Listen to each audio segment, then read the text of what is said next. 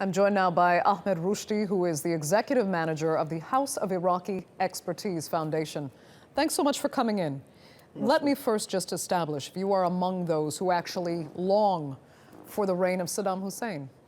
Yeah, for the past 40 years, of course. And actually, there is a major difference between leadership and policies. We all know that Saddam was a leader. The problem with his policies. The policies was, in a way, that drift Iraq into what's happened in 2003.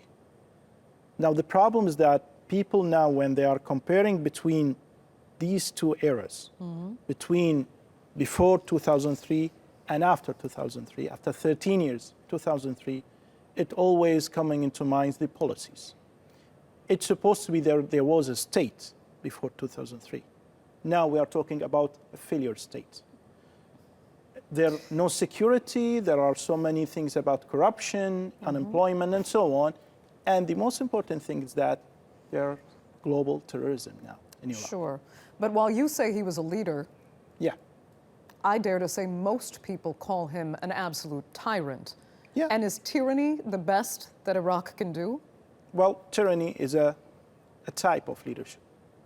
But the problem is that there is someone who is now in the leadership of Iraq, learn from the lesson. This is the most important thing.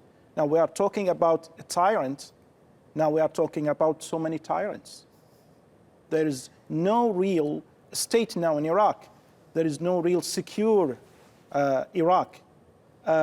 Before about 3-4 days, there is a journalist who was kidnapped from her house and in the midnight, and no one said something about it, which means that if we are talking about leadership, we must talk about three main things. Number one, transparency. Number two, we are talking about state of citizenship, not state of compartments. And the most important thing, number three, is that the future of Iraq, how you are now managing the future of Iraq. Fair enough. I don't think anyone would argue that Iraq is in a great place right now, given the violence that's taken place since his downfall. But did a democratic Iraq ever even stand a chance? Was there ever a point where you were at least optimistic that it could be better than Iraq under Saddam Hussein? Definitely, there will be something in the future. Why? Because the minimum positive thing that's now in Iraq is their parliamentary system. Now, it's obvious that within the Arab countries, Iraq now the only state with a real parliamentary system, and maybe Kuwait. That means if we're going to get advantage of this minimum advantage, it will rise up the hopes for the future of Iraq. Now, democracy in Iraq has so many challenges. The main thing is that how to challenge the state of Iraq in a way, putting state of citizenship rather than state of compartments.